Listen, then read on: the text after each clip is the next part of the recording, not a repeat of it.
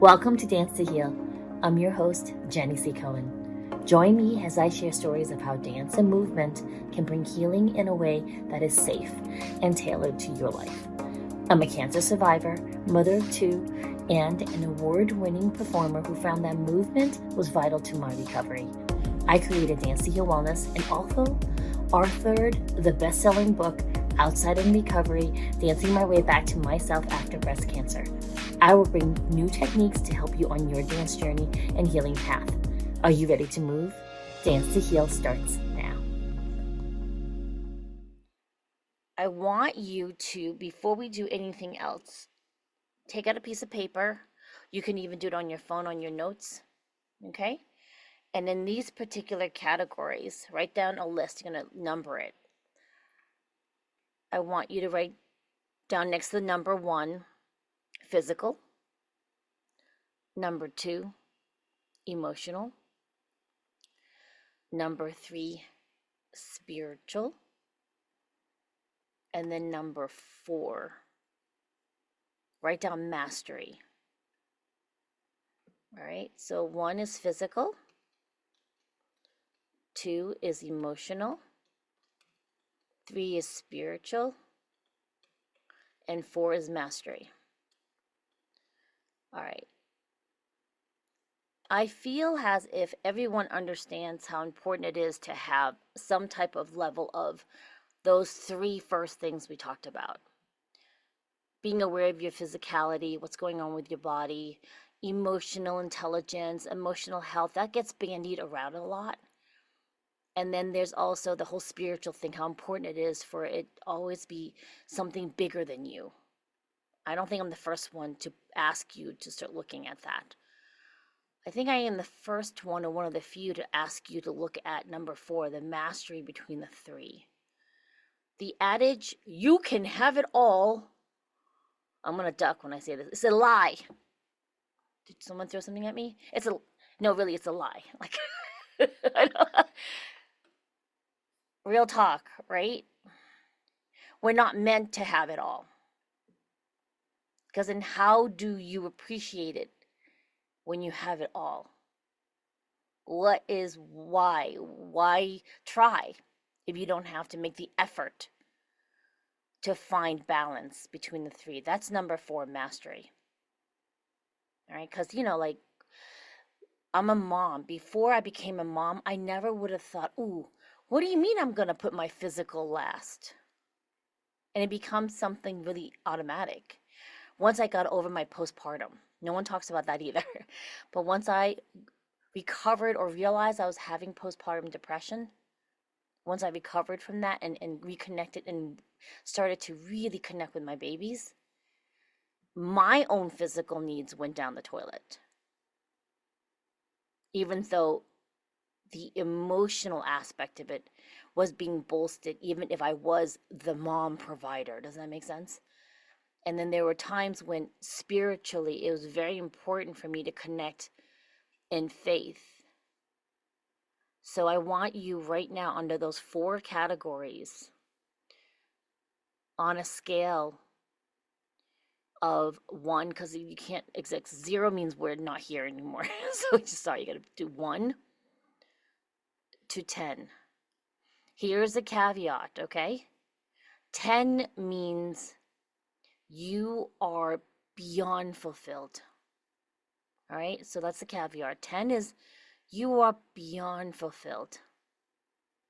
All right, 1 is you know what it is. You know it's important to look at it.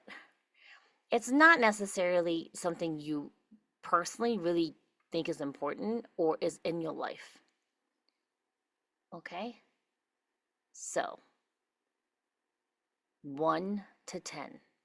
Put a number next to all 4 of those right now. I'll give you a few moments. And while you're doing that, I'm going to attempt to give you a little bit of music. Zoom decided it's going to be very sad today. And I've been having some really interesting adventures with it. It is what it is. I'm fine. That's my mastery moment right there. I just wanted to share that with you. It's all good.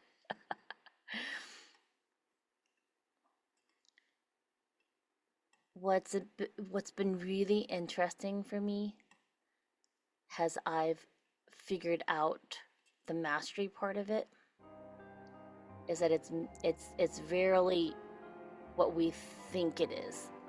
So just do your 1 to 10, all four.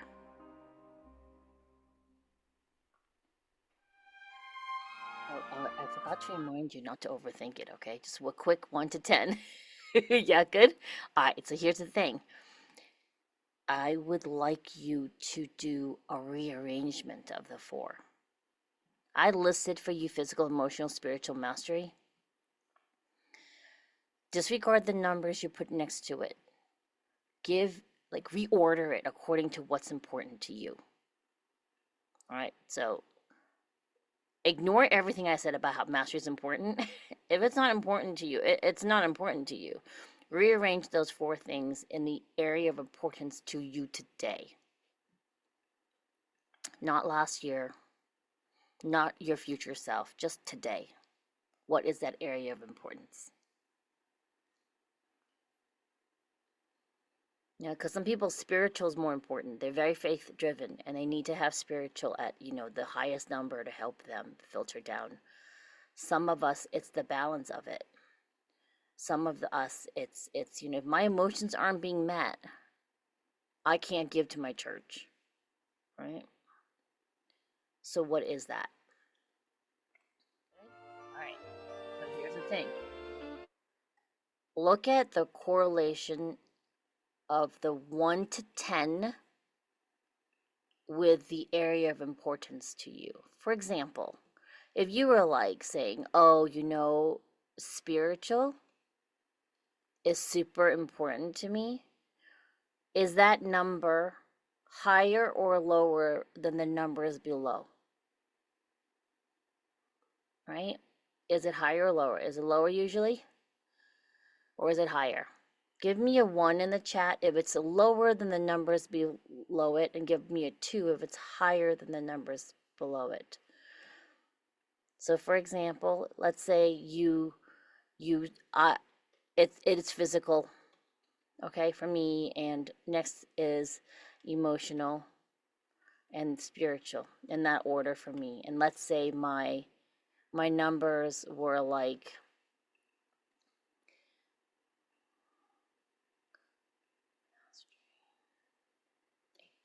so for example, like the first one that you arrange on your list, that number, is it higher or lower than the numbers below it? If it's higher than the numbers below it, give me a 1.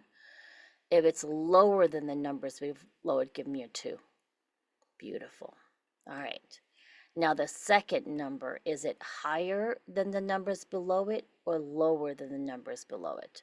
Again, 1 if it's higher than the numbers below it, 2 if it's lower than the numbers below it.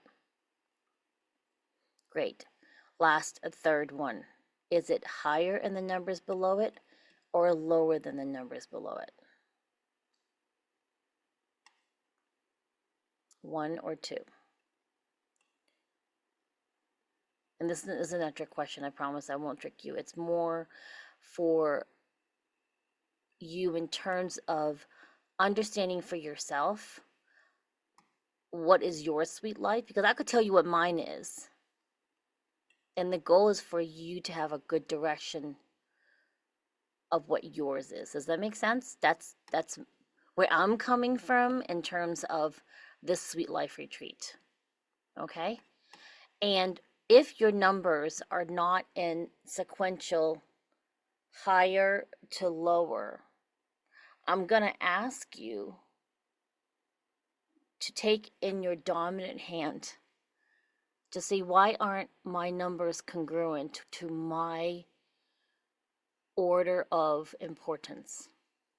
And then put your pen in your left hand and just let it scribble an answer. Don't overthink it. Does that make sense? So write in your right hand, why are my order of importance numbers that are in my life presently, why are they not reflecting that? And then put in your non-dominant hand and have it scribble it. question is an open-ended question. It's totally fine if you have difficulty reading it. It is just the non-thinking moment. Just let your hand answer that.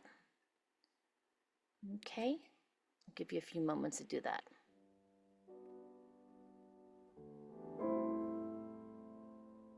Beautiful. All right, wrap that up. You can always go back to this exercise later, right? So for me, I don't mind sharing. My first one is physical, the second one is emotional, my third one is spiritual, and my fourth one is mastery. And my spiritual was a lower number than my fourth, which is mastery, right?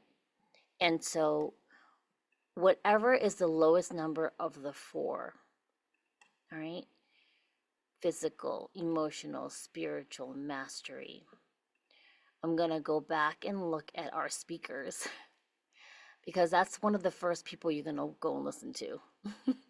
I'm very practical, folks. Like, I'm not going to be like, I can't answer all your questions in 3 days and help you find an ultimate sweet life. We're going to start orienting your ship in that direction. That is the point of the 3 days. All right?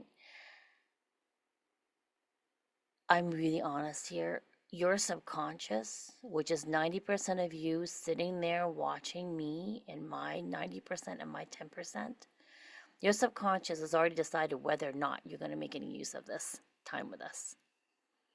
It's been keeping you safe up to today, so it's going to be like, she's going to have to prove to me this is any use before we implement anything. It's just the way it is. I've worked with enough clients to learn this. And so I feel that when you're doing the conscious, right hand, left hand is literally having a conversation with your subconscious. All right. It's a direct gateway, similar to some people have vivid dreams. I used to dream. I don't dream now. I think it's because my subconscious kind of like got pissed with me. I'm not listening for a long time. So occasionally now I'll have dreams. Not so much before I started healing. All right. Oftentimes when you're sleeping, your subconscious is trying to make sense of your life. And some people will get more aware of the brain processing. And if we're in a lot of trauma or post-trauma, sometimes we just stop dreaming or remembering the dreams, if that makes sense. And there's a reason behind that. Thanks for listening to Dance to Heal with Jenny C. Cohen. Come back next time to hear stories of recovery through movement and learn more ways that you can move your body. To work with me and continue your journey, visit OutsideInRecovery.com. Are you ready to move?